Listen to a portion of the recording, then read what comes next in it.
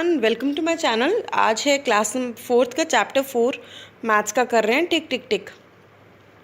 इसमें अब ये डिस्कस कर रहे हैं पंपोश और साजिया कि किसका घर दूर है स्कूल से।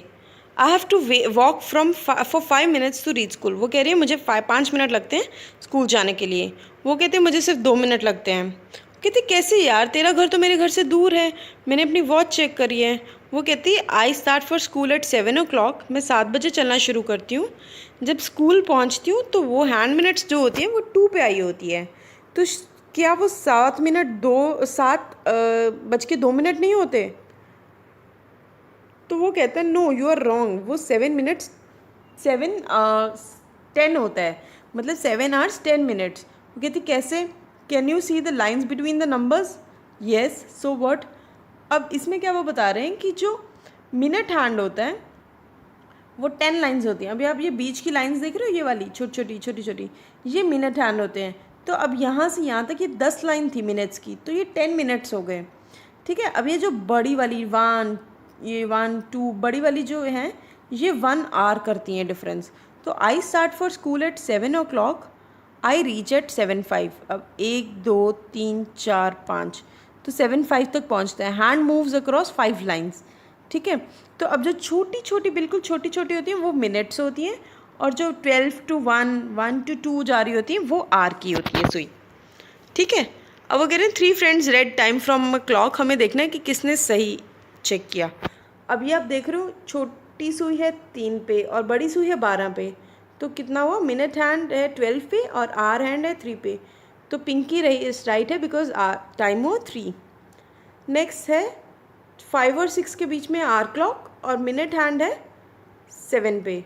तो 7 मीन्स 35 और 5 और 6 के बीच में 5। तो आंसर इज़ 5 hour 35 minutes।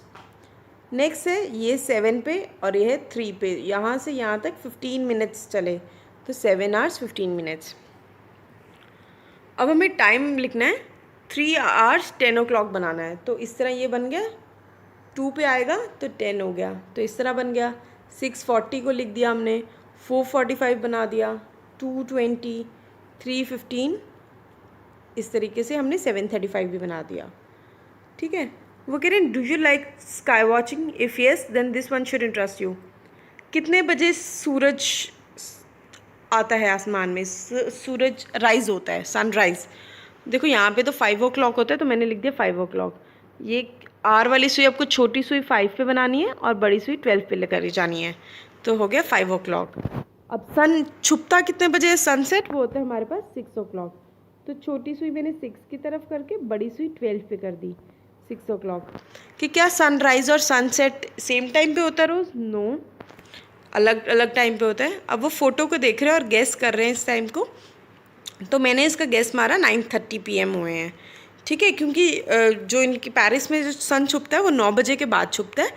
ठीक है। और ये फ़ोटो जो ली है रात को ली है, बट सर्दियों में वगैरह 4 बजे अंधेरा होना शुरू हो जाता है। तो अब ये कितने बजे नाइट में लिए? तो हमने लिख दिया 9:30 के अराउंड। ठीक है। अब वो कह रहे हैं कि कितना लगता है मिनट हैंड को मूव होने से में। अब ये देखो, ये 3:35 हुए थे, 3:35 से 3:50 तक हुए हैं, 5 10 15। तो हम आंसर आ गया 15। अब 1:30 से 2:30 तक आए, सॉरी 5 से 6:15 तक आए। तो ये 5 और ये 5 10 मिनट्स यहाँ आ गया।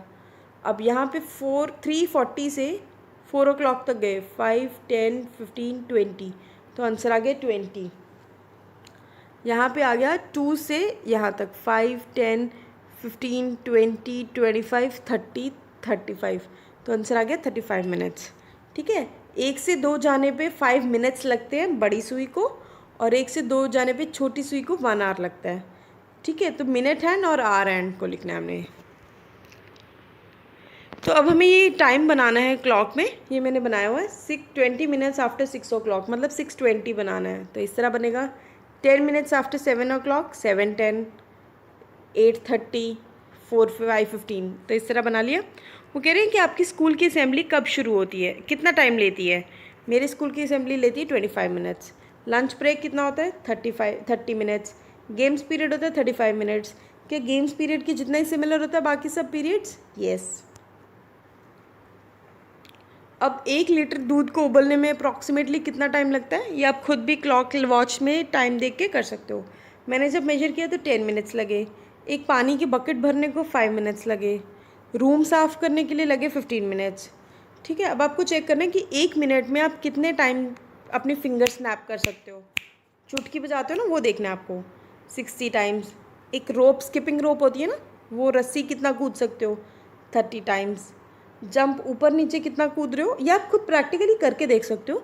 30 times up and down jump किया, और आंखें कितनी झपक सकते हो 60 टाइम्स। ठीक है, अब वो कह रहे हैं कि अनदर चैलेंज है, नॉन स्टॉप कितना बोल सकते हो। मैं सिर्फ 3 मिनट्स तक बोल पाई। स्टैंड ऑन वन लेग, एक लेग पे कितने मिनट्स, 5 मिनट्स तक खड़ी हो पाई। कितने मिनट तक कर सकते हो, मैं 1 मिनट तक ही कर पाई। वो कह रहे हैं 50 मीटर रेस भागनी है आपने, तो how long do you take to run a 50 meter race. मेरे को 3 मीटर्स लगे, 3 मिनट्स। 50 पेबल्स ग्राउंड से कलेक्ट करे, 2 मिनट्स लगे। 1 से 100 तक, 1 to 100 तक काउंटिंग करी, 60 सेकेंड्स लगे मेरे को। ठीक है, उसके बाद कह रहे हैं क्लॉक को देखो again. The minute hand started from 2, how many minutes will it take to come back to 2 again. तो 60 मिनट्स लेगा, बिकॉज 1 आवर लेगा 2 से दोबारा 2 पे आने के लिए। एक पूरा round is equal to 1 hour. 1 hour mean 60 minutes.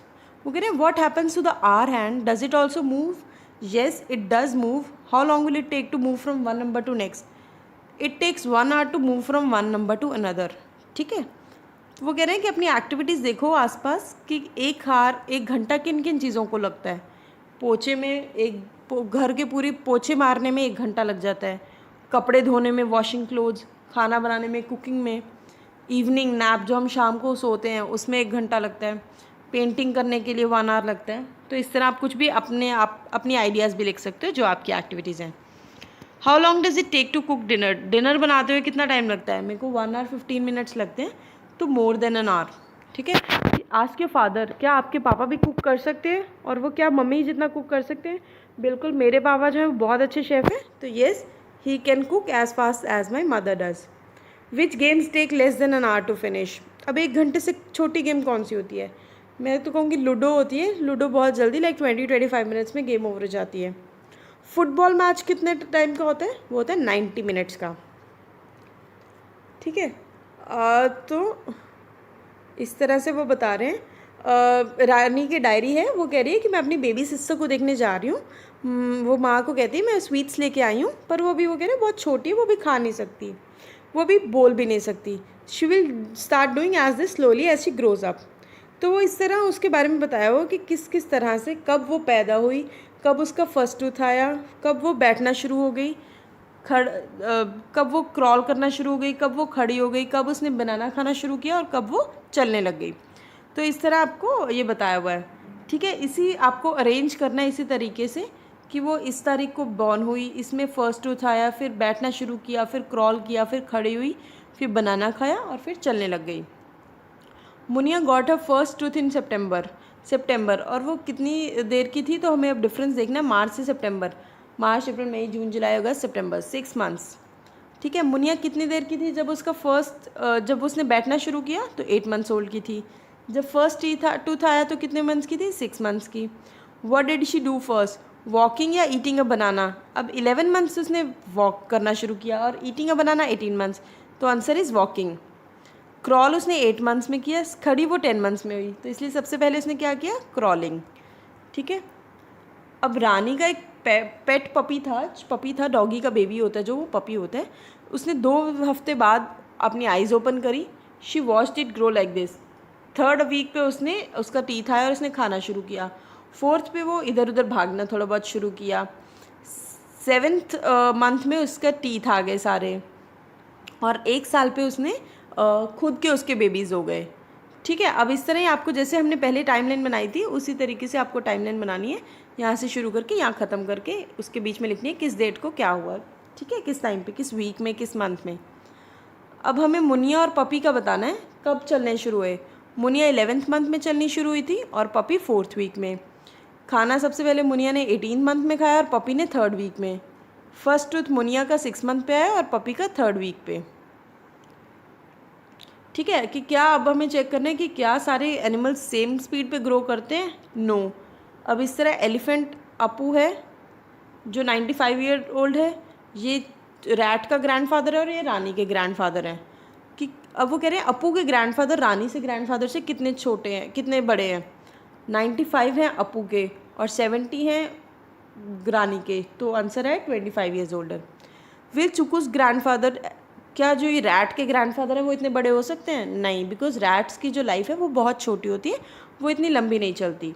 वो कह रहे हैं अब रैट के जो ग्रैंडफादर हैं वो रानी के ग्रैंडफादर से कितने बड़े हैं। अब जो रानी के ग्रैंडफादर हैं वो 70 ईयर्स के हैं, रैट के ग्रैंडफादर 2 ईयर्स हैं, तो 68 ईयर्स यंगर हुए रैट के ग्रैंडफादर। ठीक है, अब छुट्टियां हो गई शबाना और आतिफ को। इन दोनों ने लेटर्स लिखी इस तरह कि ये पहले लेटर आतिफ ने लिखी कि इस तरीके से 1 मई को लिखी है कि मुझे छुट्टियां शुरू हो गई, मैं नानी के घर जा रहा हूँ 5 को, मैं 20 को वापस आऊँगा और मेरे स्कूल खुलेंगे 30 जून से। ये आतिफ ने लिखी। उसके बाद शबाना को ये लेटर मिली 6 को और उसने लिखा 7 को उसने दोबारा लेटर भेजी आतिफ को कि मेरी छुट्टियां कल ही शुरू मेरे को कल लेटर मिली है आपकी और मेरे स्कूल 1 जून तक बंद रहेंगे। ठीक है, खुलेंगे 10 अगस्त को, 1 जून से शुरू होएंगे और 10 अगस्त तक रहेंगे। वो गोवा जाएगी और रिटर्न आएगी 7 जून को वापस आ जाएगी। ठीक है, उसके बाद वो कह रही है वो अजमेर आएगी। तो इस तरह नाउ राइट विच डेट्स दो स्टैंड फॉर। तो इस तरह हमें डेट्स लिखनी है। 5 मई 2006, ये देखो आपको बताया।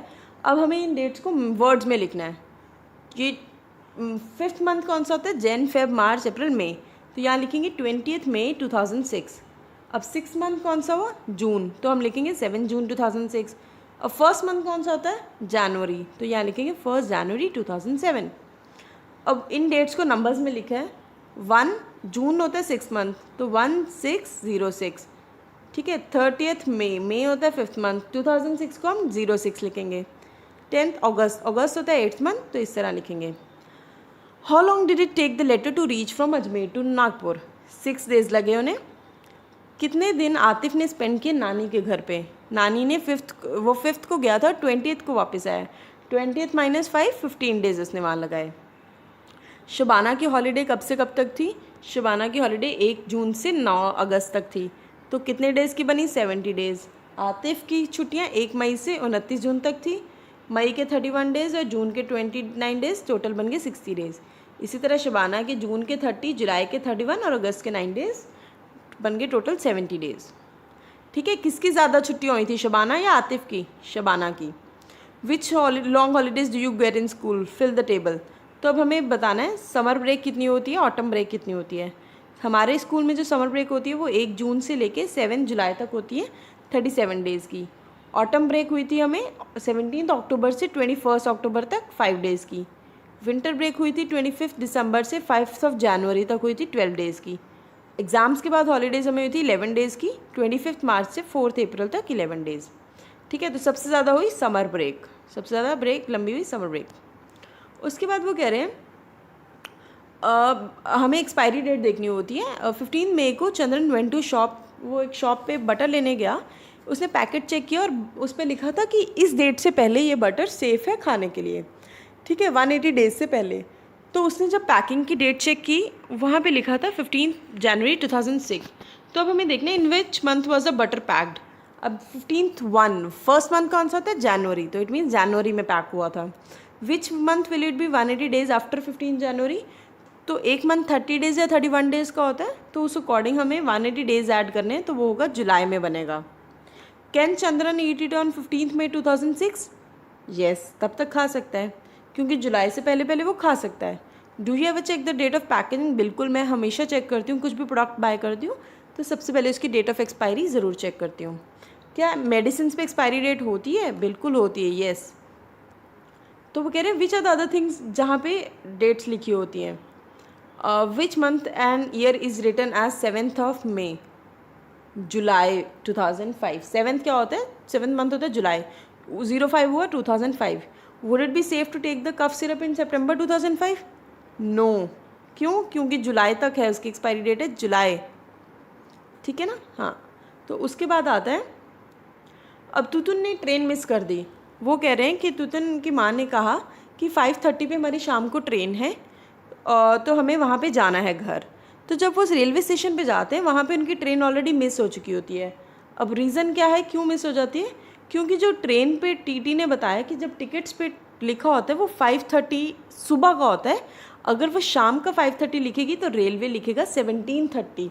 मतलब वो 12 जैसे 12 बजते हैं उसके बाद 1 2 3 दोबारा नहीं करता, वो 13 14 15 ऐसे काउंट करते हैं। वो 24 आवर वाली क्लॉक यूज़ करते हैं।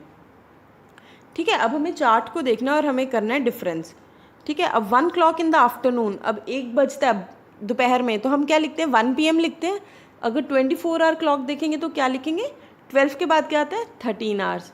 2 o'clock को क्या लिखेंगे 14 आवर्स। 3 o'clock को क्या लिखेंगे 15 आवर्स। 3:30 को लिखेंगे 15:30। इसी तरह जब आप काउंट करते जाओगे आगे आगे, 6 o'clock को क्या लिखेंगे 18, 9 को 7 8 19 20 हो गया और 9 आ गया 21 आवर्स। 12 o'clock को क्या लिखेंगे, अब 24 आवर तो नहीं लिखते, हम लिखते हैं 0000। ठीक है, अब वो कह रहे हैं कि सपोज़ ट्रेन जो है वो 8:30 बजे जाती है रात को, तो अब रात को ट्रेन की टिकट पे क्या लिखा होगा 8:30 को 20:30 आवर्स। ठीक है, अब वो कह रहे हैं कि you must have notice the time of sunrise and sunset. हमें AM और PM करके करना है। अब सनराइज़ कितने बजे होता है 6 AM और सनसेट 6:30 PM। तो इस तरीके से PM मीन्स रात को 12 बजे दोपहर के बाद, जो दोपहर की 2 बजे होते हैं वो PM होता है, और सुबह 1 बजे से लेके रात के सुबह के 12 बजे तक AM रहता है, और दोपहर के 12 बजे के बाद लाइक 12:5 से फिर उसके बाद PM बन जाता है। ठीक है, where have you seen a 24 hour clock being use. अब मैंने जो जहाँ जहाँ देखी है वो बता देती हूँ। रेलवे टिकट्स पे देखी है, मोबाइल फ़ोन पे देखी है और एयर टिकट्स पे देखी है। राइट, सो आज के लिए इतना ही। अब आपको मेरा वीडियो अच्छा लगा तो लाइक कीजिए, कमेंट करो और मुझे कमेंट करके बताओ कि क्या कोई और चैप्टर करूँ। So we are done with the day. Enjoy करो तब तक, नेक्स्ट वीडियो तक। Bye bye, take care.